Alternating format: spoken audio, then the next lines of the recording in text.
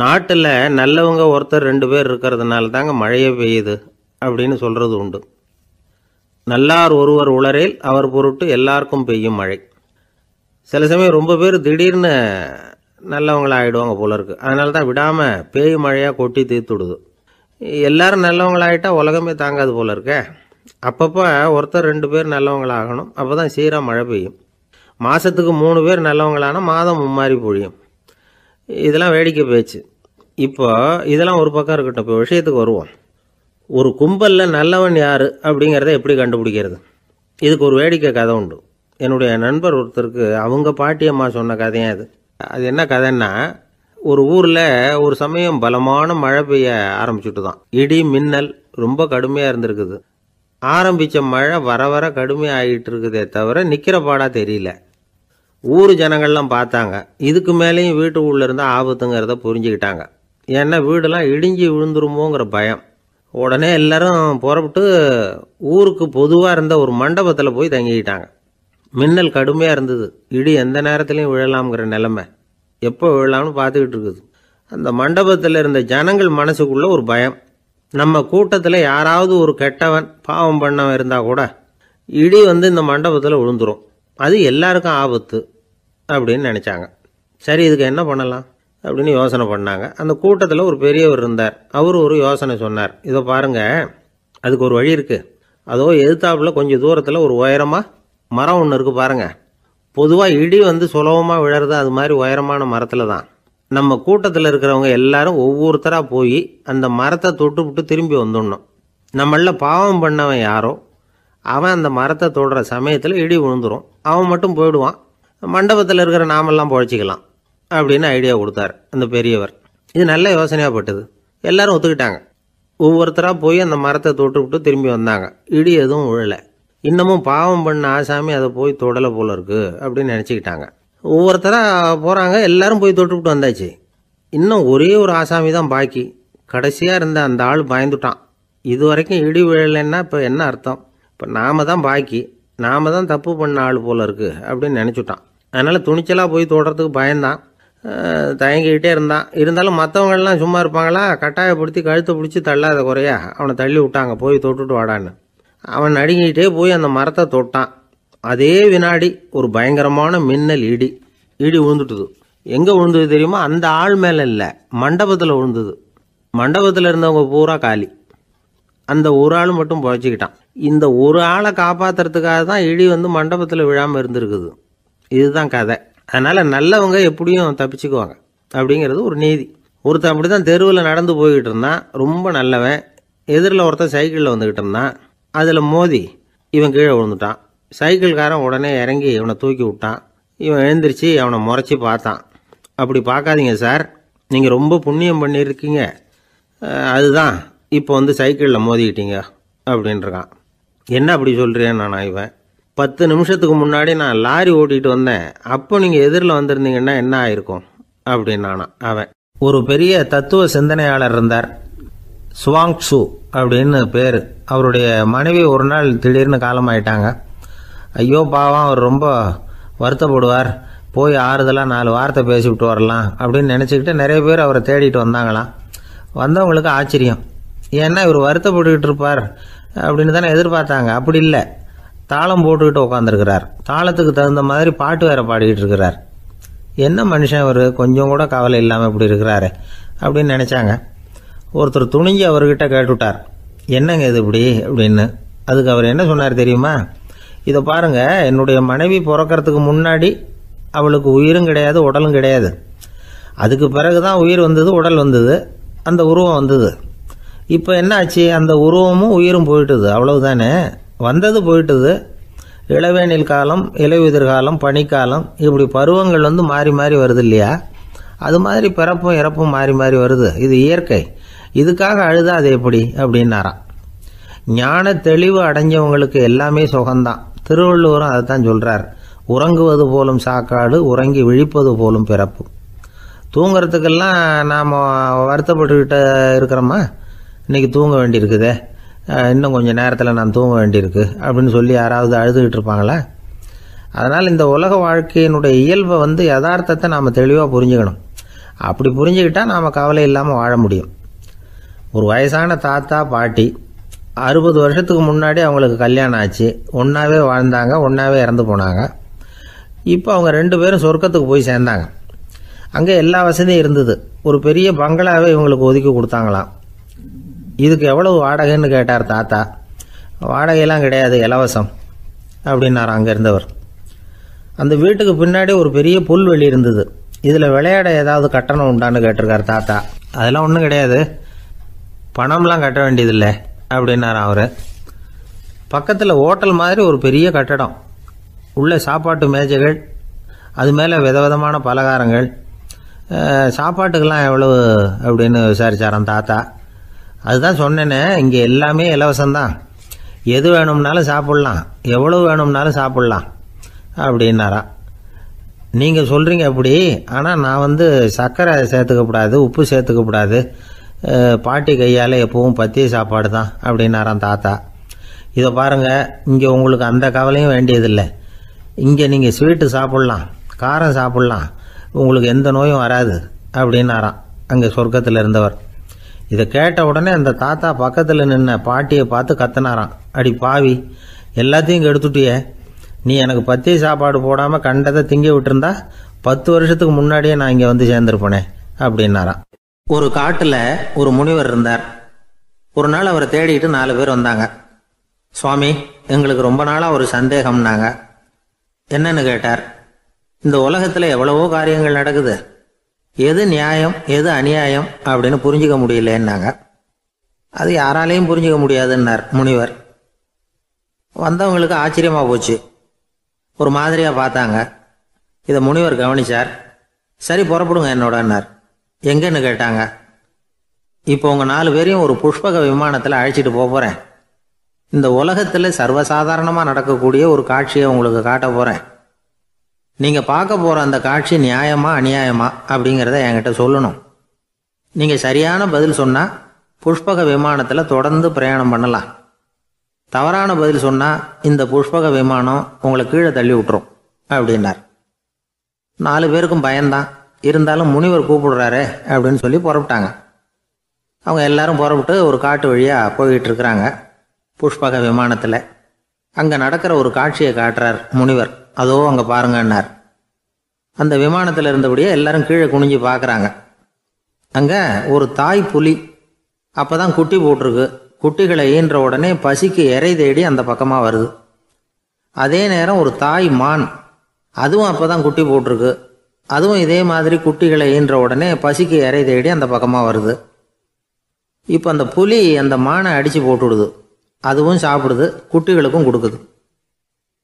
இப்போ அந்த புலிக்குட்டிகள் முகத்தில் மகிழ்ச்சி, தாயை இழந்த அந்த மான் குட்டிகள் முகத்தில் துக்கம். இப்போ அந்த முனிவர் 4 பேர்கிட்டையும் கேட்குறார், நீங்கள் இங்கே பார்த்தீங்களே, இதில் எது நியாயம் எது அநியாயம் ஒவ்வொருத்தராக சொல்லுங்கள். உங்கள் பதில் சரியில்லைன்னா இந்த விமானம் உங்களை கீழே தள்ளி விட்டுரும், சொல்லுங்கள் பார்க்கலாம்னார். முதல்ல ஒருத்தன் சொன்னான், அந்த புலி செஞ்சது சரிதாங்க, அது பசிக்கு அதுதான் ஆகாரம், தன்னுடைய பசிக்கு தானே இறை தேடிக்கிட்டுது, அதில் என்ன தப்பு, அவ்வளவுதான், அதனால் புலி செஞ்சது நியாயம்தான் அப்படின்னா. அவ்வளவுதான், அந்த விமானம் அவனை அப்படியே கீழே தள்ளி விட்டுட்டுது. அதனால் அவன் கொடுத்த பதில் சரியில்லை அப்படிங்கிறது புரிஞ்சு போச்சு. இப்போ 2வது ஆள் சொன்னான், புலி செஞ்சது பாவம், அந்த தாய்மான் என்ன தப்பு பண்ணிச்சு, இப்போ அந்த குட்டிகளுக்கு யார் ஆதரவு, அதனால் புலி செஞ்சது அநியாயம் அப்படின்னா. அவ்வளவுதான், அவனையும் கீழே தள்ளி விட்டுடுது அந்த விமானம். இந்த பதிலும் சரியில்லை அப்படின்னு ஆயிட்டுது. இப்போ 3வது ஆள் வந்தான். முதல்ல 2 பேர் கீழே விழுந்ததை பார்த்துக்கிட்டு இருந்தான். அதனால் அவன் சொன்னான், ரெண்டுமே நியாயந்தாங்க, புலி இறை தேடினதும் இயற்கை, அதுக்கு மான் இறையானதும் இயற்கை, அதனால் இதில் ஒன்றும் தப்பு இல்லைன்னா. அவ்வளவுதான், அவனையும் அந்த விமானம் கீழே பிடிச்சி தள்ளி விட்டுது. இப்போ 4வது ஆள் வந்தான். முனிவர் கேட்டார், நீயாவது சொல்லுப்பா, இந்த செயலில் எது நியாயம்னார். அவன் தெளிவாக பதில் சொன்னான். அதாவது என்ன சொன்னான்னா, எனக்கு தெரியல அப்படின்னா. அவனை விமானம் கீழே தள்ளலை, சௌரியமாக அழைச்சிட்டு போட்டுது. இவனும் பிரயாணம் சௌக்கியமாக பண்ணானான். ஆக இதுதான் சரியான பதிலுங்கிறத முனிவர் உணர்த்தினார். இந்த கதையிலிருந்து நாம் புரிஞ்சுக்க வேண்டியது என்னென்னா, இந்த உலகத்தில் எவ்வளவோ காரியங்கள் நடக்குது. அதெல்லாம் ஏன் அப்படி நடக்குதுங்கிறதுக்கு எப்பேற்பட்ட பண்டிதராலும் பதில் சொல்ல முடியாது. தெரியாததை தெரியாதுன்னு ஒத்துக்கிட்டா வாழ்க்கை பிரயாணம் சுகமாக இருக்கும். அதனால் தேவையில்லாத விஷயங்களை புரிஞ்சுக்கிறதுக்கு நேரத்தை செலவு பண்ணிகிட்டு இருக்கக்கூடாது. வாழ்க்கையை குழப்பிக்க கூடாது. வாழ்க்கைக்கு தேவையானது என்னவோ அதை மட்டும் புரிஞ்சுக்கிட்டா போதும். இந்த காலத்து ஆள் ஒருத்தன் ஒரு பெரியவரை தேடி வந்தான். ஐயா, ஒரு சந்தேகம்னா. என்ன உன்னுடைய சந்தேகம்னார். பகுத்தறிவுன்னா என்ன, விதின்னா என்ன அப்படின்னு கேட்டான். இதுக்கு அவர், இப்போ உன்னுடைய வலது காலை தூக்குன்னார். தூக்கினான். சரி, இப்போ உன்னுடைய வலது காலை கீழே இறக்காம உன்னுடைய இடது காலையும் தூக்குன்னார். தூக்கினான். பொத்துன்னு கீழே விழுந்துட்டான். பெரியவர் சொன்னார், உன்னால் ஒரு காலை தூக்க முடிஞ்சுது, அதுதான் பகுத்தறிவு. 2 கால்களையும் ஒரே சமயத்தில் தூக்குனா அடிபடும், அப்படிங்கிறது தான் விதி அப்படின்னு விளக்கம் கொடுத்தார். இவன் தன்னுடைய விதியை நொந்துக்கிட்டே இடுப்பை பிடிச்சிக்கிட்டு அங்கேருந்து நடந்து போயிட்டானான். ஒரு ஊரில் ஒரு பெரியவர் இருந்தார். ஒரு நாள் அவரை தேடி ஒருத்தர் வந்தார். ஐயா, நான் கடவுளை பரிபூர்ணமாக நம்புகிறேன் அப்படின்னார். சரி, அந்த நம்பிக்கை உனக்கு எப்படி வந்ததுன்னு கேட்டார் இவர். அவர் சொல்ல ஆரம்பித்தார். ஐயா, எனக்கு கல்யாணம் ஆகி 10 வருஷம் ஆச்சு. ஆனாலும் குழந்தை பாக்கியம் இல்லை. அதுக்கு என்ன காரணமாக இருக்கும்னு நான் யோசனை பண்ணிகிட்டு இருந்தப்போ நண்பர் ஒருத்தர் ஒரு ஆலோசனை சொன்னார். உனக்கு மதப்பற்று இல்லை, எந்த கடவுளையுமே நம்ப மாட்டேங்கிற, அதுதான் காரணம். கடவுளை நம்பு, உனக்கு குழந்தை பாக்கியம் கிடைக்கும் அப்படின்னார். அவர் அப்படி சொன்னாரே தவிர எனக்கு சந்தேகம்தான். இருந்தாலும் அவர் சொன்னபடியும் நடந்து தான் பார்ப்போமே அப்படின்னு முடிவு பண்ணேன். கடவுளை நம்ப ஆரம்பித்தேன். அந்த வருஷமே அழகான ஆண் குழந்தை பிறந்தது. எல்லாம் இறைவன் அருள் அப்படின்னார். இவர் இப்படி சொன்னதை கேட்டதும் அந்த பெரியவர் சொன்னார், நீ சொல்கிறதெல்லாம் சரிதான். இருந்தாலும் இந்த காலத்தில் எந்த ஒரு காரியமாக இருந்தாலும் அதை சோதனை செஞ்சு பார்த்துட்டு தான் ஒரு முடிவுக்கு வந்து சேர முடியும். அறிவுபூர்வமான முடிவு அதுவாக தான் இருக்கும். அறிவியல் சோதனைகள் அப்படித்தான். ஒரு குறிப்பிட்ட விஷயத்தை பற்றி எத்தனை தடவை சோதனை பண்ணாலும் ஒரே முடிவு தான் கிடைக்கணும். அதுதான் சரியாக இருக்கும். அதனால் இப்போ மறுபடியும் ஒரு சோதனைன்னார். என்ன செய்யணும் அப்படின்னு கேட்டார் இவர். கடவுள்கிட்ட ஒரு பெண் குழந்தை வேணும்னு கேளு. முதல்ல ஆண் குழந்தையை கொடுத்தது மாதிரியே இப்போ ஒரு பெண் குழந்தையையும் கொடுக்குறாரா பார்க்கலாம் அப்படின்னார். சரின்னு சொல்லி இவர் அதே மாதிரி முயற்சி பண்ணினார். அதுக்கப்புறம் அவர் இந்த பெரியவர்கிட்ட வரவே இல்லை. கொஞ்ச காலம் கழித்து இவரே அவரை தேடிக்கிட்டு போய் கதவை தட்டினார். அவர் கதவை திறந்தார். என்ன ஆச்சு, கடவுள் கண் திறந்தாரா அப்படின்னு கேட்டார். அவர், அந்த சமாச்சாரம்லாம் நமக்கு வேணாம் சார். முதல் தடவை அது ஏதோ தற்செயலாக ஏற்பட்ட ஒரு சாதகம். இப்போ நீங்கள் 2வது தடவை சொன்ன பிறகு தினமும் கடவுளை வேண்டிக்கிட்டு தான் இருக்கிறேன், ஒன்றும் நடக்கலை அப்படின்னார் ரொம்ப விரக்தியாக. ஒரே ஒரு தோல்வியில் உங்கள் நம்பிக்கையெல்லாம் பறந்து போயிடுது பார்த்தீங்களா அப்படின்னார் அந்த பெரியவர். எல்லாம் நல்ல விதமாக நடக்கிற வரைக்கும் நம்பிக்கை, எதிர்பார்த்தது தோல்வியில் முடிஞ்சுட்டுதுன்னா அவநம்பிக்கை. மற்றவர்கள் பேரில் வைக்கிற நம்பிக்கை எந்த நேரத்திலையும் விவகாரமாகி விடக்கூடிய சாத்தியம் உண்டு. நாம் நம்பிக்கை வைக்க வேண்டியது நம்மகிட்ட தான். நமக்குள்ளே இருக்கிறார் கடவுள். எனவே நம்ம பேரில் நாம் வைக்கிற நம்பிக்கை தான் உண்மையான கடவுள் பக்தி. நிபந்தனையற்ற நம்பிக்கையாக அது இருக்கணும். எல்லாம் நல்லபடியாக நடந்துக்கிட்டு இருந்தால் எந்த முட்டாளுக்கும் நம்பிக்கை வரத்தான் செய்யும் அப்படிங்கிறது ஒரு பெரியவர் கருத்து. தியானத்தின் மூலமாக தான் உனக்குள்ள ஆழமாக தோண்டுனா உன்னுடைய அடி ஆழத்தில் நம்பிக்கை வந்து அப்படி ஊற்றெடுக்கும், அதை பார்க்க முடியும் அப்படிங்கிறது பெரியவர்கள் சிந்தனை. ஒரு குழந்தை அப்பாவை பார்த்து என்னப்பா பண்ணுறேன்னு கேட்டுதான். பிரார்த்தனை பண்ணிகிட்டு இருக்கிறேன்னாராம் அப்பா. பிரார்த்தனை பண்ணுனா என்ன கிடைக்கும் அப்படின்னு கேட்டுதான் குழந்தை. எல்லாம் கிடைக்கும் அப்படின்னாராம் அப்பா. நீ வச்சிருக்கிறிய பேனா அது கூட கிடைக்குமான்னு கேட்டுதான் குழந்தை. கிடைக்குமேன்னு இருக்கார். அப்படின்னா அந்த பேனாவை என்கிட்ட கொடுத்துரு, நீ பிரார்த்தனை பண்ணி வேற பேனா வாங்கிக்கோ அப்படின்னு தான் அந்த குழந்தை. ஒரு வயசான பாட்டியும் தாத்தாவும் ஒரு பூங்காவில் உட்காந்து பேசிக்கிட்டு இருக்கிறாங்க. அவங்களுக்கு கல்யாணம் ஆகி 53 வருஷம் ஆச்சு.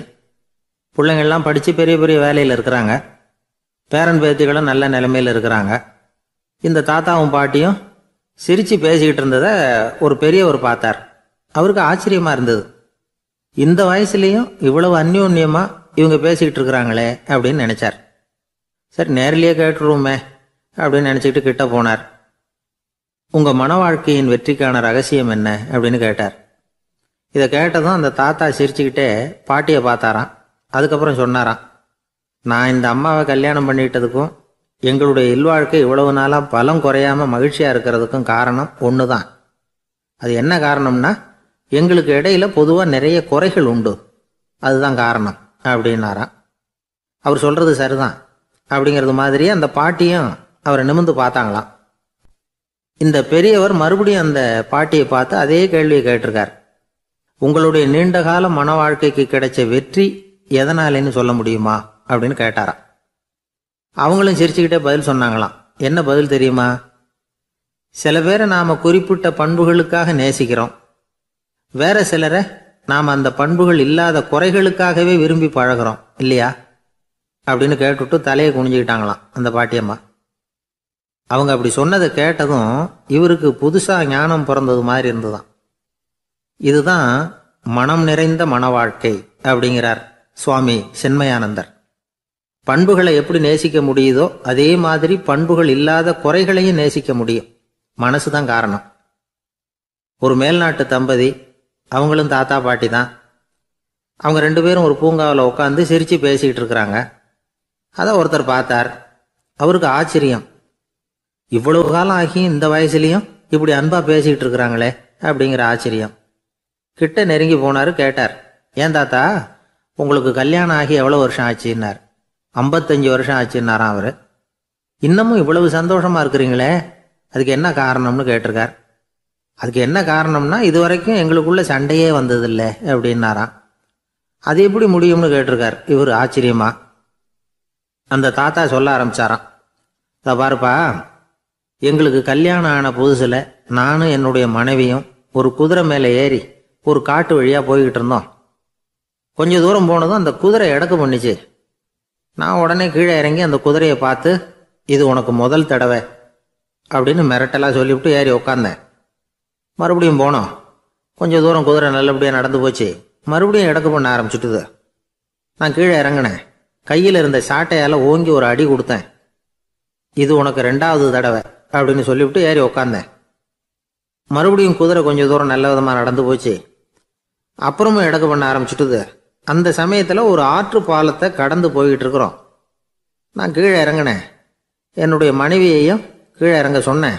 அந்த குதிரையை பிடிச்சி அப்படியே ஆற்றுல தள்ளி விட்டுட்டேன். தள்ளி விட்டுட்டு, இது உனக்கு கடைசி தடவை அப்படின்னு சொன்னேன். அதை பார்த்ததும் என் மனைவி பதறி போயிட்டாங்க. போய், ஐயோ பாவம், என்ன இப்படி பண்ணிவிட்டீங்க, உங்களுக்கு மனசில் கொஞ்சம் கூட இறக்கமே இல்லையா அப்படின்னாங்க. நான் மெதுவாக இவங்க பக்கம் திரும்பி, இது உனக்கு முதல் தடவை அப்படின்னேன்.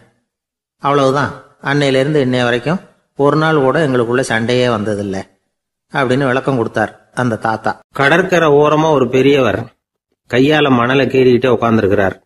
என்னத்தையும் தேடிட்டு இருக்கிறது மாதிரி தெரிஞ்சது. மெதுவா கிட்டத்துல போய், என்னத்தை தேடிட்டு இருக்கிறீங்க அப்படின்னு கேட்டோம். அவரு சாவகாசமா நிமிர்ந்து பார்த்து, நிம்மதியை தேடிட்டு இருக்கிறேன்னார். நாங்க ஒரு மாதிரி ஆயிட்டோம். இருந்தாலும் சமாளிச்சுக்கிட்டு, சார் மணல்ல கிழிஞ்சல் தான் கிடைக்கும், நிம்மதி கிடைக்காது அப்படின்னோம்.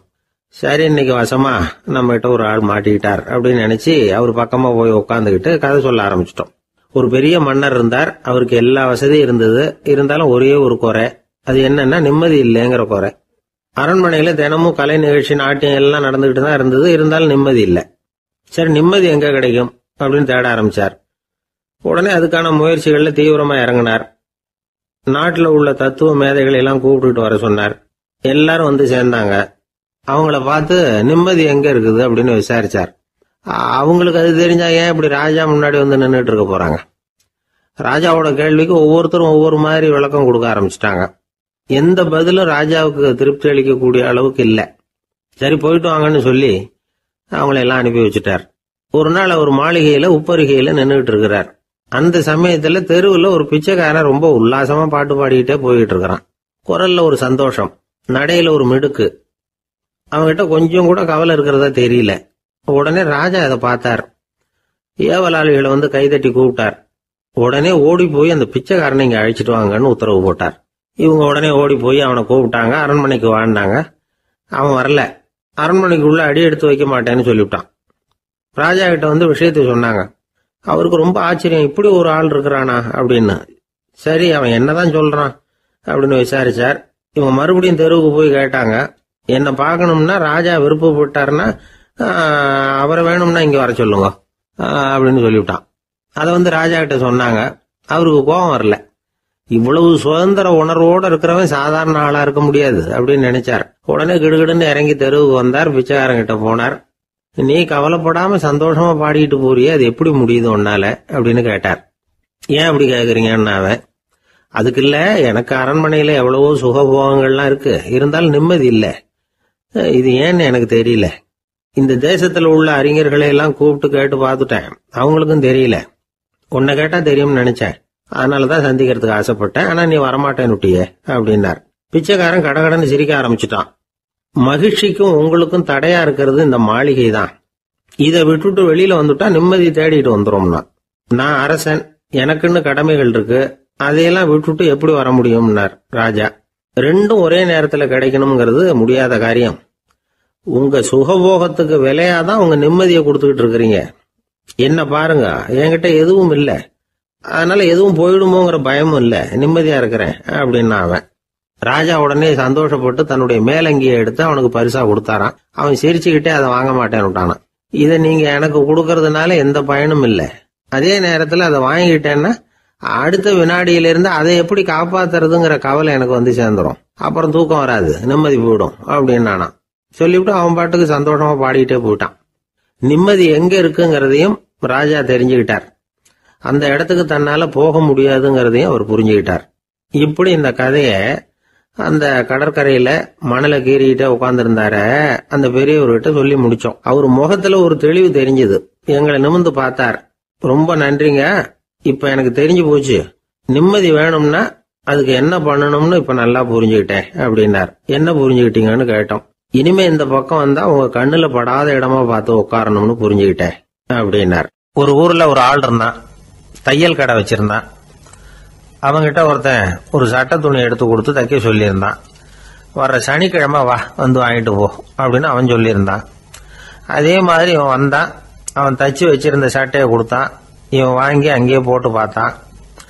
கை நீளம் ஒண்ணுக்கு ஒண்ணு வித்தியாசமா இருந்தது. வலது கை இடது பக்கத்தை விட நீளம் குறைச்சலா இருந்தது. அவன் முணுமுணுக்க ஆரம்பிச்சுட்டான், என்ன இது இப்படி தைச்சுட்டியேன்னு. இதுக்கு அவன் சொன்னான், ஐயையோ இதுக்காகவா சங்கடப்படுறீங்க, வலது கையை மட்டும் கொஞ்சம் உள்ள இழுத்தாப்புல வச்சுக்கிட்டீங்கன்னா சரியா போகுது, மற்றபடி அந்த சட்டையில உள்ள கலை அம்சத்தை கவனிங்க, எவ்வளவு அற்புதமா தச்சிருக்கேன் பாருங்க, ஒரு சின்ன குறைய இப்படிலாம் பொருட்படுத்த வேண்டியதில்லை, நான் சொன்னது மாதிரி கையை கொஞ்சம் உள்ள இழுத்தது மாதிரி வச்சுக்கிட்டு நடந்து போங்க, ஜோரா இருக்கும் அப்படின்னா. அவனும் யோசிச்சு பார்த்தான். சரியான யோசனையா தான் தோணுச்சு. கொஞ்சம் முயற்சி பண்ணி வலது கையை கொஞ்சம் உள்ள இழுத்து சட்டை சரியா இருக்கிறது மாதிரி பண்ணிட்டான். இப்போ மறுபடியும் ஒரு பிரச்சனை. வலது கையை உள்ள இழுத்த மாதிரி அப்படியே வச்சுக்கிட்டதும் முதுகு பக்கம் கொஞ்சம் துணி தளர்த்தியா தொங்குறது மாதிரி தெரிஞ்சது.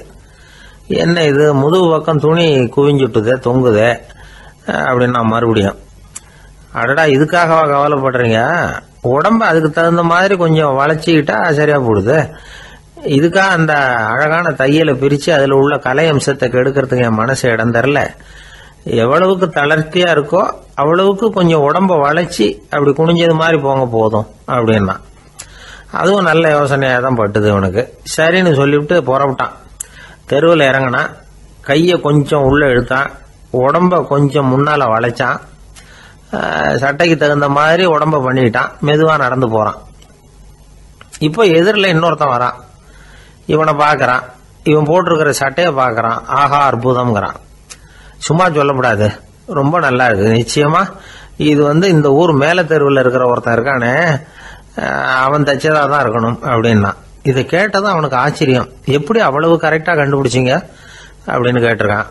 இதுக்கு அந்த வழிபோகன்னு சொன்னானா, அவன் ரொம்ப கெட்டிக்காரன், உங்களை மாதிரி உடம்பும் கையும் வளைஞ்சு போன ஒரு ஆசாமிக்கு அவனை தவிர வேற யாராலேயும் இவ்வளவு பொருத்தமான ஒரு சட்டையை தைக்க முடியாது அப்படின்னானா. பாருங்க, அவனுக்காக இவன் அனுசரிக்க போய் இவனோட நிலைமை எப்படி ஆயிடுது பாருங்க. இதே மாதிரி தான் சில சடங்குகளும் சம்பிரதாயங்களும் நம்மளை கோமாளி ஆக்கி விட்டுரும். எதுவா இருந்தாலும் அதுல அறிவுபூர்வமான அணுகுமுறை அவசியம்.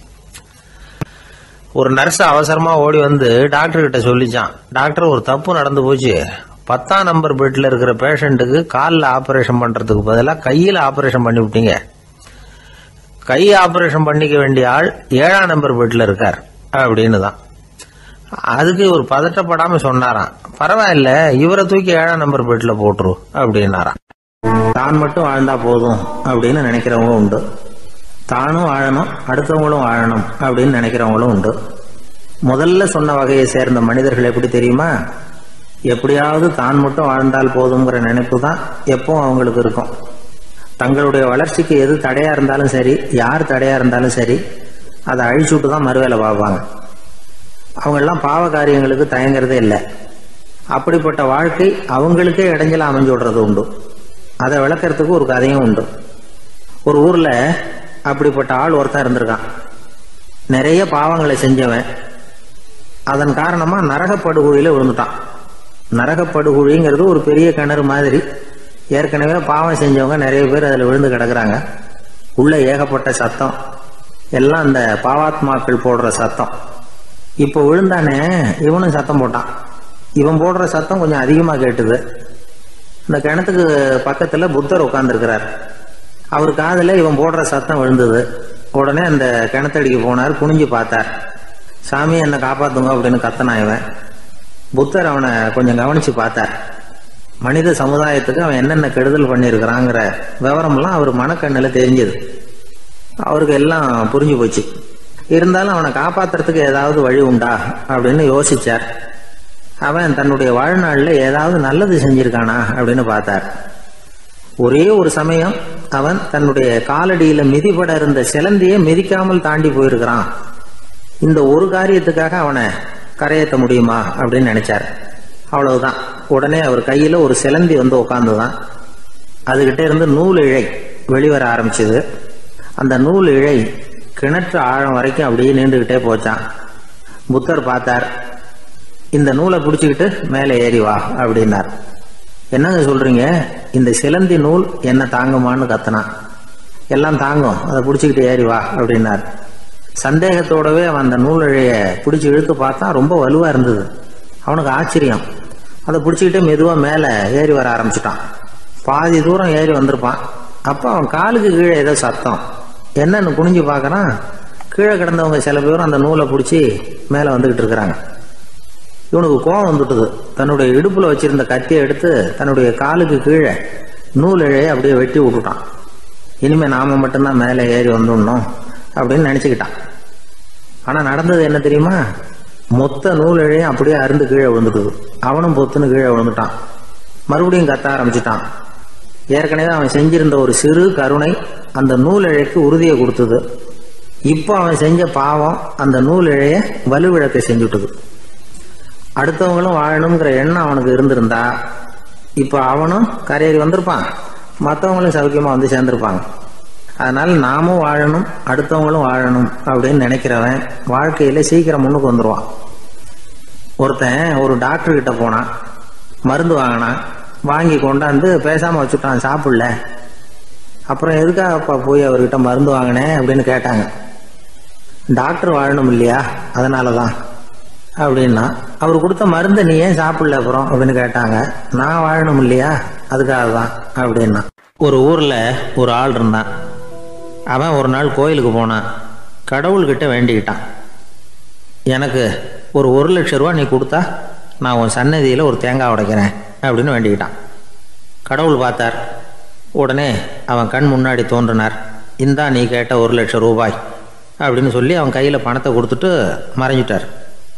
இவனால் நம்பவே முடியல. இவ்வளவு சுலபமாக கிடைக்கும்னு தெரிஞ்சிருந்தா அனாவசியமாக ஒரு தேங்காய் உடைக்கிறேன்னு வேண்டியிருக்க வேண்டியது இல்லையே அப்படின்னு நினச்சான். இருந்தாலும் வேண்டுதலை நிறைவேற்ற வேண்டியது கடமை. அதுக்காக என்ன பண்ணான், பக்கத்தில் ஒரு கடைக்கு போனான். ஒரு தேங்காயை கையில் எடுத்தான். இது என்ன விலைன்னு கேட்டான். 5 ரூபான்னார் கடையில் இருந்தவர். அதிகமாக இருக்குதே விலைன்னா.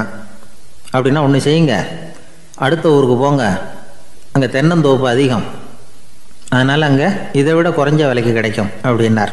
சரின்னு அடுத்த ஊருக்கு கிளம்புனான். அங்கே போய் விசாரித்தான். ஒரு தேங்காய் 3 ரூபாய் விலைன்னாங்க. இதுவும் அதிகமாக தெரியுதேன்னா. அப்படின்னா ஒன்று செய்ய, அதோ அந்த ஆற்று ஓரமாக ஒரு தென்னை மரம் இருக்கு பார், அதில் நீயே ஏறி பறிச்சுக்கோ, ஒரு தேங்காய்க்கு 1 ரூபா கொடுத்தா போதும் அப்படின்னார் அந்த தோப்புக்கு சொந்தக்காரரு. இவனுக்கு மரம் ஏற தெரியாது, இருந்தாலும் ஆசை யாரை விட்டுது, விலை சல்லிசாக இருக்குதே. ஆற்று ஓரம் போனால் தட்டு தடுமாறி அந்த மரத்தில் ஏறினா அந்த தென்னை மரம் வளைஞ்சி ஆற்று பக்கம் போய் அப்புறம் நிமிர்ந்து இருந்தது. அதாவது மரத்தின் உச்சி சரியாக ஆற்றுக்கு நடுவில் இருந்தது. ஆற்றுல வெள்ளம் கரபுரண்டு ஓடிக்கிட்டு இருக்கு. இவன் கடவுள் கொடுத்த 1,00,000 ரூபாயை மடியில் வச்சு இறுக்கி கட்டிக்கிட்டான். உச்சிக்கு போய் காய் பறிக்கிற சமயத்தில் காற்றும் மழையும் பலமாக கலந்து அடிக்க ஆரம்பிச்சுட்டுது. கால் வழுக்கி விட்டுட்டுது. இவன் சடார்னு ஒரு தென்னை மட்டையை பிடிச்சிக்கிட்டு தொங்க ஆரம்பிச்சிட்டான். கீழே பயங்கரமான வெள்ளம். மடியில் 1,00,000 ரூபா பணம். என்ன செய்யறதுன்னு தவிக்கிறான். இந்த சமயம் கரையில் ஒரு யானை பாகன் யானையை குளிப்பாட்டிக்கிட்டு இருக்கிறான். அது அவன் கண்ணில் பட்டுது. ஐயா ஒரு உதவின்னு கத்துனான். அவன் என்ன செய்யணும்னு கேட்டான். உன் யானையை மெதுவாக இங்கே அழைச்சிட்டு வா, எனக்கு நேராக கீழே நிறுத்து, என் காலை பிடிச்சி மெதுவாக கீழே இறக்கி விட்டுரு, என் மடியில் இருக்கிற பணத்தில் உனக்கு 10,000 ரூபா தரேன் அப்படின்னா. அவன் பார்த்தான். காலை கையை பிடிச்சா கூட எவனும் இந்த காலத்தில் 10 ரூபாய்க்கு மேலே தரமாட்டேங்கிறான். இவன் காலை பிடிச்சா 10,000 தர்றேங்கிறான் அப்படின்னு யோசனை பண்ணான். உடனே யானையை கொண்டுட்டு போனான். அவனுக்கு நேராக கீழே நிறுத்தினான். அவன் காலை பிடிச்சான். அவ்வளவுதான். அந்த நேரம் பார்த்து யானை மெதுவாக நடந்து அப்பால் போட்டுது. இப்போ யானை பாகன் அவன் காலை கெட்டியாக பிடிச்சிக்கிட்டு தொங்குறான். பரிதாபமாக மேலே பார்க்குறான். அவன் மட்டையை பிடிச்சிக்கிட்டு தொங்குறான். இப்போ யானை பாகன் சொல்கிறான், தம்பி மட்டையை விட்டுறாத, கெட்டியாக பிடிச்சிக்கோ, நான் உனக்கு 10,000 ரூபா தரேன், இதோ மடியில் தான் வச்சுருக்கேன்னா.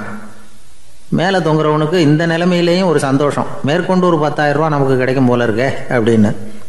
இந்த சமயத்தில் ஒருத்தன் ஒட்டகத்தை ஓட்டிகிட்டு வந்தான் அந்த பக்கமாக குளிப்பாட்டுறதுக்கு. யானை பாகம் பார்த்துட்டான். ஐயா ஒட்டகக்காரரே, அதை இங்கே கொண்டுட்டு வா, எங்கள் காலை பிடிச்சி பத்திரமா இறக்கி விடு, நாங்கள் பணம் கொடுக்குறோம்னா. அவனும் பணத்துக்கு ஆசைப்பட்டு வந்தான். அவன் காலை பிடிக்கிற சமயம் ஒட்டகமும் நழுவி போட்டுது. இப்போ 3 பேருமே வரிசையாக தொங்குறாங்க. ஒட்டகக்காரன் கத்துறான், தம்பி மட்டையை விட்டுறாத, கெட்டியாக பிடிச்சிக்கோ, நான் என் மடியில் இருக்கிற 5,000 உனக்கு தந்துடுறேன்னா. மேலே தொங்குறவனுக்கு இன்னமும் சந்தோஷம், இவனும் பணம் தர்றேங்கிறான் அப்படின்னா இன்றைக்கி நமக்கு மொத்த பண வரவு எவ்வளவு அப்படின்னு ஒவ்வொன்றா கூட்டி பார்க்க ஆரம்பித்தான். மனக்கணக்கு சரியாக வரல. அதனால் அப்படியே விரலை விட்டு எண்ண ஆரம்பித்தான். அவ்வளவுதான். மட்டையை விட்டுட்டு கை நழுவி வந்துட்டுது. 3 பேரும் பொத்துன்னு ஆற்றுல விழுந்தாங்க. படாத பாடுபட்டு தட்டு தடுமாறி கரைக்கு வந்து சேர்ந்தாங்க. 3 பேர் மடியில் இருந்த பணமும் ஆற்றோட போட்டுது. பேராசை பெருநஷ்டம் அப்படின்னு ஒரு பழமொழி இருக்குல்ல, அதை விளக்கறதுக்காக சொல்லப்பட்ட கதை இது. இந்த காலத்தில் ஒருத்தர் ஒரு நீச்சல் குளத்தில் நீச்சல் அடிச்சுக்கிட்டு இருக்கிறார். காவலுக்கு இருந்தவர் அதை கவனிச்சுட்டார். கரையிலேருந்து சத்தம் போட்டாராம், இதோ பாருங்க, இங்கே ராத்திரி 8 மணிக்கு மேலே நீச்சல் அடிக்கிறது சட்டப்படி குற்றம், அதுக்கு அனுமதி கிடையாது, தெரியாதா உங்களுக்கு அப்படின்னாராம். இதுக்கு அவர், ஐயையோ நான் நீச்சல் அடிக்க வந்தவன் இல்லைங்க, சும்மா சுற்றி பார்க்க வந்தவன், தடுமாறி குளத்தில் விழுந்துட்டேன், நீச்சல் தெரியாது, அதனால் தத்தளிச்சுக்கிட்டு இருக்கிறேன் அப்படின்னு கத்துனாராம். கரையில் இருந்தவர் பார்த்தார். ஓ அப்படின்னா சரி, அதுக்கு ஒன்றும் தடை இல்லை அப்படின்னு சொல்லிவிட்டு அவர் பாட்டுக்கு நடந்து போயிட்டாராம். அசோக மன்னர் வந்துகிட்டு இருக்கார். அவருடைய ஆலோசகர்கள் எல்லாம் பக்கத்தில் வந்துகிட்டு இருக்கிறாங்க. அந்த சமயத்தில் எதிரில் ஒரு புத்த பிக்ஷு வர்றார். அசோகர் பார்க்கிறார். ஓடி போய் அவர் காலில் விழுந்து வணங்குறார். அசோக மன்னரின் தலை அந்த புத்த துறவியின் பாதத்தில் பட்டுக்கிட்டு இருக்கு. பக்கத்தில் நின்றுகிட்டு இருந்த அமைச்சருக்கு இது ரொம்ப சங்கடமா போச்சு. ரொம்ப வருத்தப்பட்டார். நம்ம அசோக சக்கரவர்த்தி எப்பேற்பட்டவர், அவரோட தலை ஒரு சன்னியாசியின் பாதத்தில் படுறதா அப்படின்னு நினைச்சு ரொம்ப கவலைப்பட்டார். அரண்மனைக்கு திரும்பினதும் அமைச்சர் மெதுவாக ஆரம்பிச்சார். அரசே, எனக்கு ரொம்ப வருத்தமா இருக்குது அப்படின்னார். எதுக்குன்னார் மன்னர். அசோக சக்கரவர்த்தியின் தலை, அதாவது அந்த சிரம் ரொம்ப மதிப்புமிக்க ஒன்று, அது ஒரு சன்னியாசியின் காலில் படலாமா அப்படின்னார். அசோகர் பதில் சொல்லல, சிரிச்சார், போயிட்டார். அதுக்கப்புறம் ஒரு சரியான சந்தர்ப்பத்துக்காக காத்துக்கிட்டு இருந்தார். ஒரு நாள் அமைச்சரை கூப்பிட்டார். எனக்கு 3 தலைகள் வேணும் அப்படின்னார். சொல்லுங்க, கொண்டுகிட்டு வரேன் அப்படின்னார் அமைச்சர். அசோகர் சொன்னார், முதல்ல எனக்கு தேவையானது ஒரு ஆட்டின் தலை, 2வது ஒரு புலியின் தலை, 3வது ஒரு மனிதனின் தலை. இதுதான் அசோகர் கேட்டது. எங்க இருந்தாலும் கொண்டு வாங்கன்னார். அமைச்சர் புறப்பட்டார். ஆட்டுத்தலை புலித்தலை கிடைச்சிட்டுது. அப்புறமா ஒரு சுடுகாட்டுக்கு போய் ஒரு மனித தலையும் சேகரம் பண்ணிட்டு ராஜா கிட்ட வந்துட்டார். அரசே, உங்கள் ஆணைப்படி 3 தலைகளையும் கொண்டு வந்திருக்கிறேன்னார். அசோகர் பார்த்தார். ரொம்ப நல்லது, இப்ப இது 3ஐயும் எடுத்துக்கிட்டு போய் சந்தையில வித்துட்டு வாங்க அப்படின்னார்.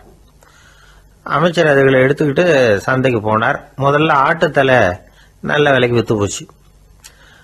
நல்ல விலை கொடுத்து வாங்கிட்டு போட்டாங்க. அடுத்தபடியா புலி தலைய ஒருத்தர் வாங்கிட்டார்.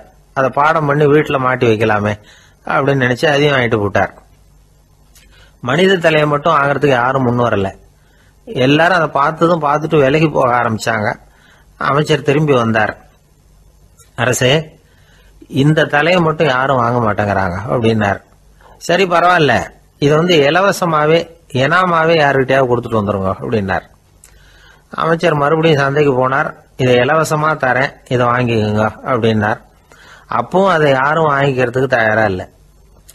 மறுபடியும் திரும்பி வந்து மன்னர்கிட்ட விவரத்தை சொன்னார். இப்போ மன்னர் சொல்றார், அமைச்சரே, உயிர் இருக்கிற வரைக்கும் தான் இந்த தலைக்கு மதிப்பு. ஜீவன் போனதுக்கு அப்புறம் அதோட மதிப்பும் போயிடுது. அதனால மதிப்பு இருக்கும் பொழுதே பெரியவர்கள் பாதம் பணிந்து அந்த புனிதத்தை பெற்றுக்கொள்ளணும் அப்படின்னார். பணிவுங்கிறது வேற, அடிமைத்தனம்ங்கிறது வேற. பெரியவர்களை பணிவது நமக்கு பெருமை தரக்கூடிய விஷயம்.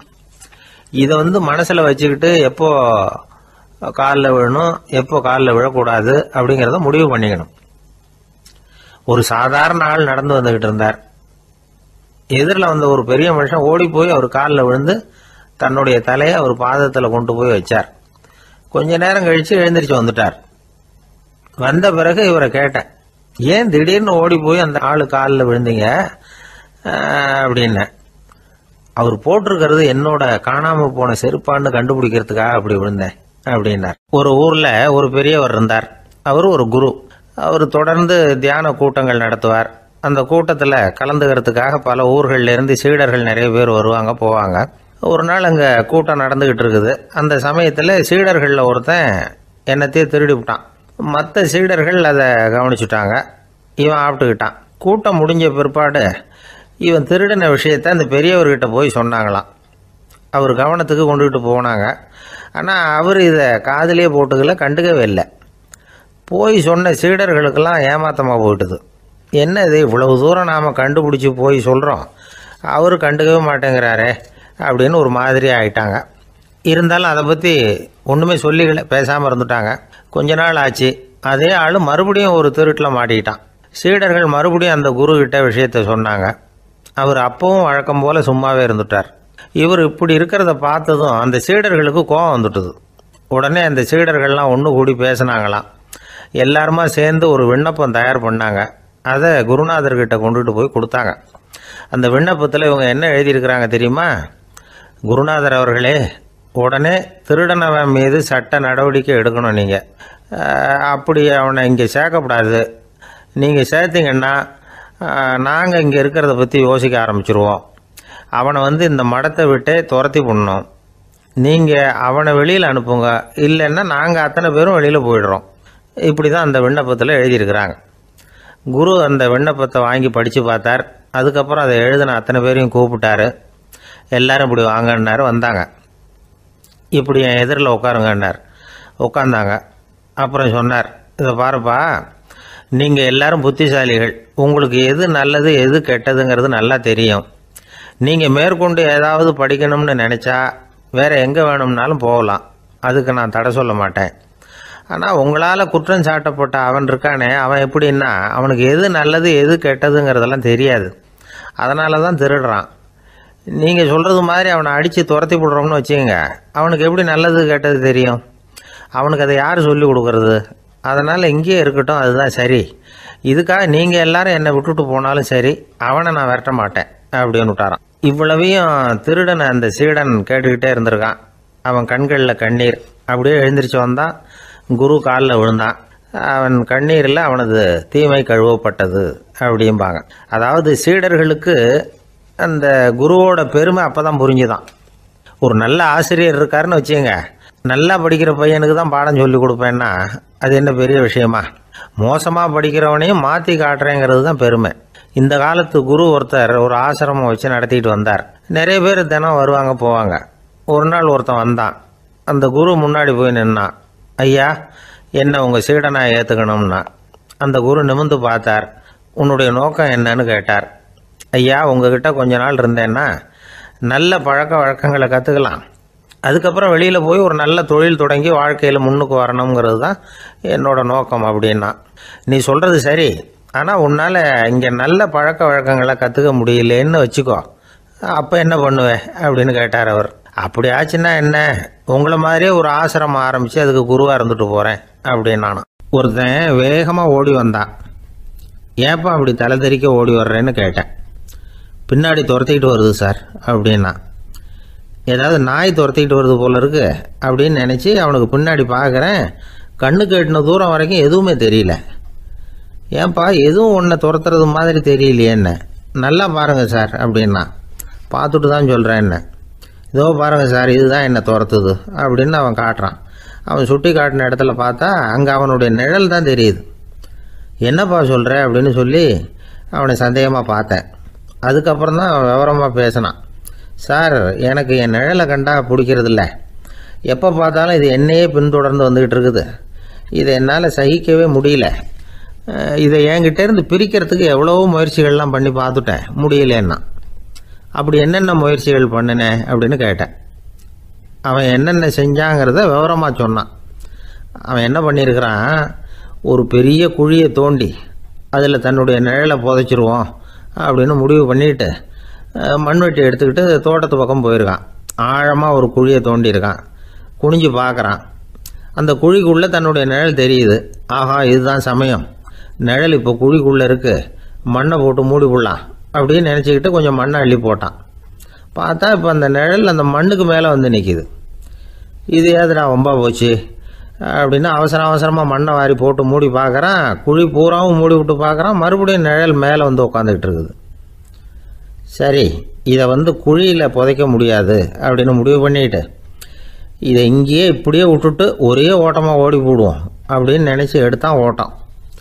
அது காலை நேரம். இவன் மேற்க நோக்கி ஓடிக்கிட்டு இருக்கிறான். ஓடி ஓடி பார்க்குறான், நிழல் இவனை விட வேகமாக இவனுக்கு முன்னாடி ஓடிக்கிட்டு இருக்கு.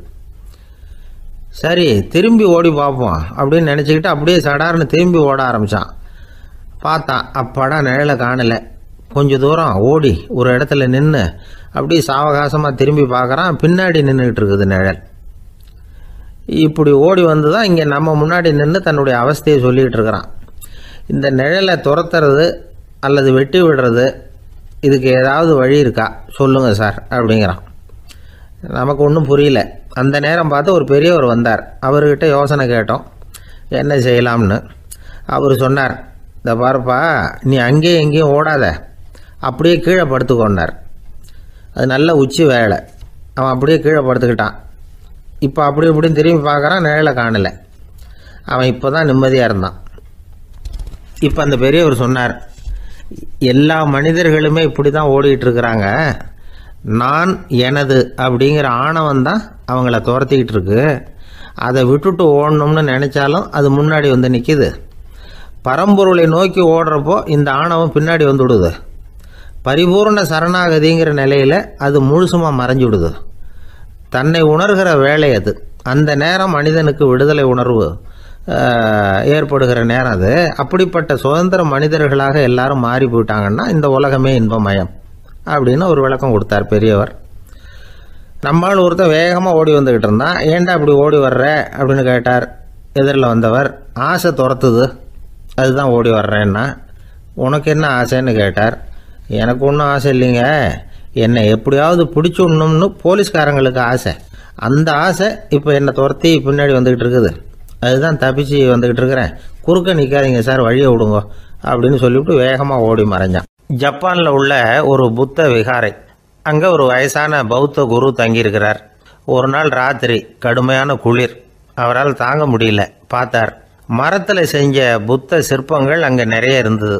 அதில் ஒன்றை எடுத்து அதுக்கு தீ மூட்டி அந்த நெருப்பில் குளிர் காஞ்சிக்கிட்டு இருக்கிறார். மர சிற்பம் தீ வச்சதும் படபடன்னு வெடிக்க ஆரம்பிச்சுட்டுது. அந்த சத்தத்தை கேட்டதும் அந்த புத்த விகாரையின் குருக்கள் வெளியில் ஓடி வந்தார். இவர் ஆனந்தமாக குளிர் காஞ்சிக்கிட்டு இருக்கிறார்.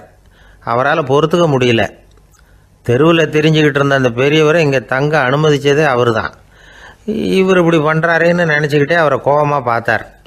ஏன் இப்படி கோபமாக பார்க்குறீங்க, இப்படி வந்து உட்காருங்க அப்படிங்கிறாரு இவர். அவருக்கு இன்னமும் கோபம் வந்துட்டுது.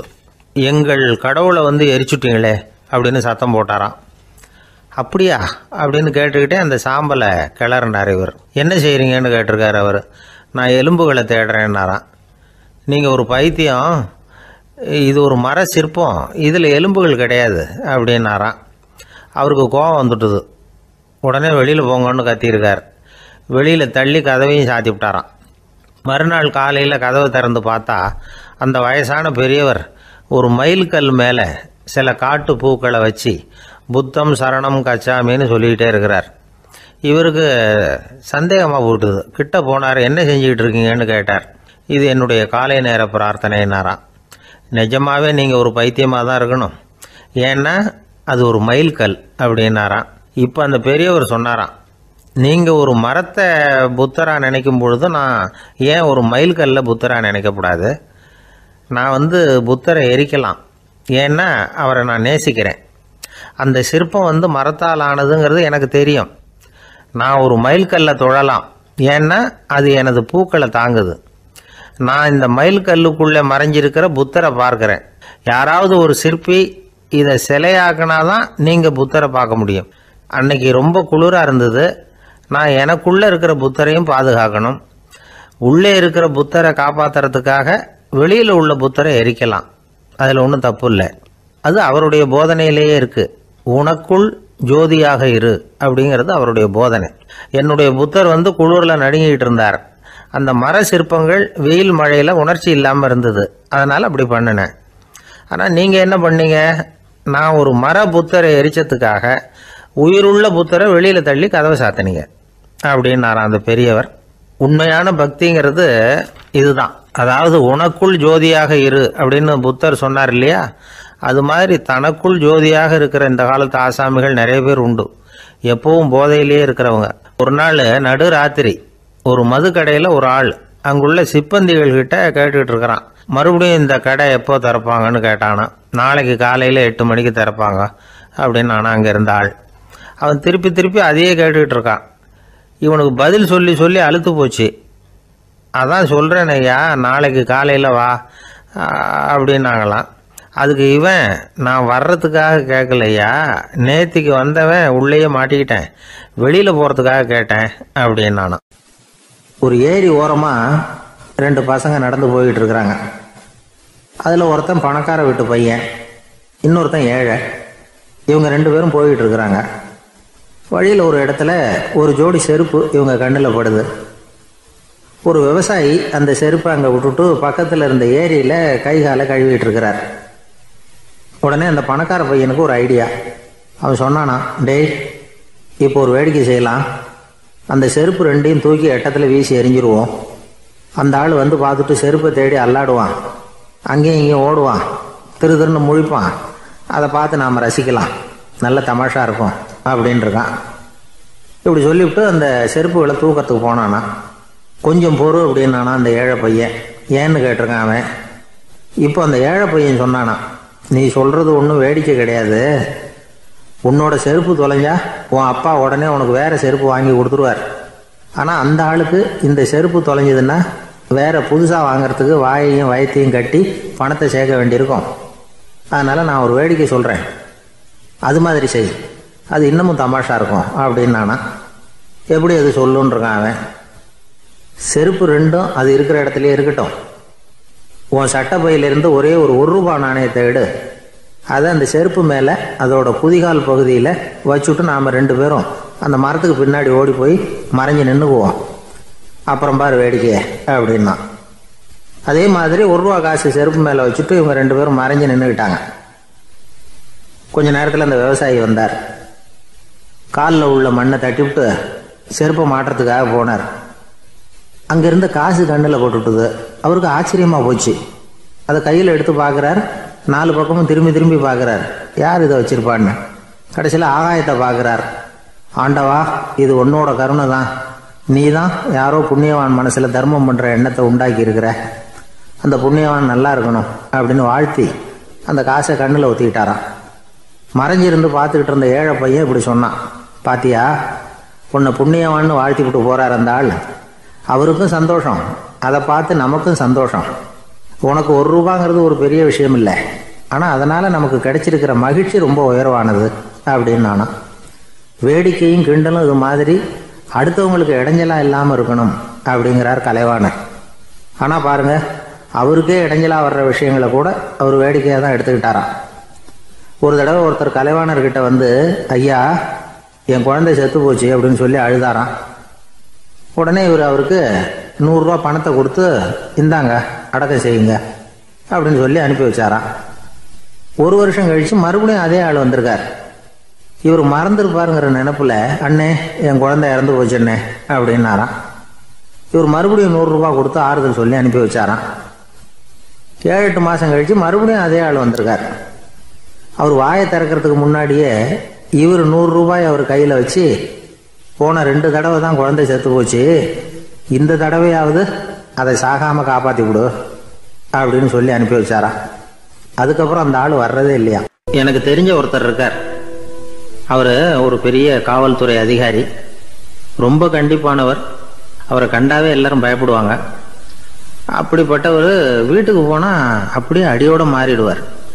அங்கே போய் பார்த்தீங்கன்னா குழந்தைகளோட குழந்தையா அவர் விளையாடிக்கிட்டு இருப்பார். அலுவலக சமயத்தில் பார்த்தீங்கன்னா குதிரை முதுகில் அவர் உட்காந்துருப்பார். வீட்டில் பார்த்தீங்கன்னா அவர் முதுகில் குழந்தை உட்காந்துருக்கும். அவர் குதிரை மாதிரி போயிட்டு இருப்பார். இது எப்படிங்க முடியுது உங்களால் அப்படின்னு கேட்டாங்க. அது ஒன்றும் இல்லை, இங்கே வீட்டுக்கு வந்த உடனே என்னோட மனசை தனியாக எடுத்து வச்சிருவேன் அப்படின்னார். அது என்னங்க உங்கள் சட்டப்பயிலியாக இருக்குது மனசு, அது தனியாக எடுத்து வைக்கிறதுக்கு அப்படின்னு கேட்டாங்க. அப்படி இல்லைங்க, இது ஒரு பயிற்சி, மனப்பயிற்சி, அவ்வளவுதான் அப்படின்னார். இப்படி சமயம் பார்த்து மனசை தனியாக வச்சுவிட தெரிஞ்சவங்க வாழ்க்கையில் எப்பவும் உற்சாகமாக இருப்பாங்க அப்படிங்கிறது பெரியவங்க கருத்து. ஒரு டாக்டர் ஆஸ்பத்திரியில் இருக்கிற வரைக்கும் டாக்டராக இருக்கலாம். அவர் மனைவிகிட்டையும் அவர் டாக்டராக இருக்க வேண்டிய அவசியம் இல்லை. ஒரு வக்கீல் வந்து கோர்ட்டில் இருக்கிற வரைக்கும் வக்கீலாக இருக்கலாம். வீட்டுக்கு வந்ததுக்கு அப்புறமும் வக்கீலாக இருக்க வேண்டிய அவசியம் கிடையாது. வீட்டில் வந்து குழந்தைகள்கிட்ட விளையாடும் பொழுதும் அதுகள்கிட்ட ஃபீஸு கேட்டுக்கிட்டு இருக்கக்கூடாது. நாம் எப்படி இருக்கணும்னு பெரியவங்க சொல்கிறாங்கன்னா, மனசோட சேரக்கூடாதான். அப்படி சேராமல் வாழ்க்கையை கவனிக்கணுமா.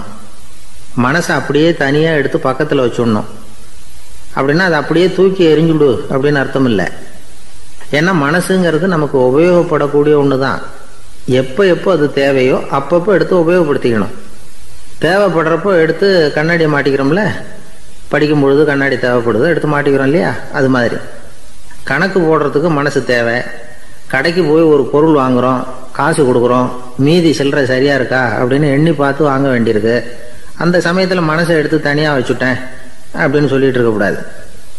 பரீட்சைக்கு படிக்க வேண்டியிருக்குது, படித்ததையெல்லாம் அப்படியே நினைவில் வச்சுக்க வேண்டியிருக்கு. அந்த சமயத்தில் மனசை தூக்கி எறிஞ்சுட்டேன் சார் அப்படின்னு சொல்லிட்டு இருக்கக்கூடாது. அப்படி சொன்னால் பரீட்சை நம்மளை தூக்கி எறிஞ்சிடும். அதனால் தேவைப்படுறப்போ மனசை உபயோகப்படுத்தணும், தேவையில்லாதப்போ அதை தனியாக ஓய்வு எடுத்துக்க விட்டுடணும். இப்படி நாம் பழக்கப்படுத்திக்கிட்டா வாழ்க்கைங்கிறது நமக்கு புதுசாக தெரியுமா. மனசுக்கும் ஒரு சக்தி கிடைக்கும். எந்திரங்களுக்கு ஓய்வு கொடுக்குற மாதிரி மனசுக்கும் ஓய்வு கொடுக்கணும், இல்லைன்னா அது களைச்சி போயிடும். குழந்தைகள் மனசை சுமந்துக்கிட்டு இருக்கிறது இல்லை. இது முதியவர்கள் குழந்தை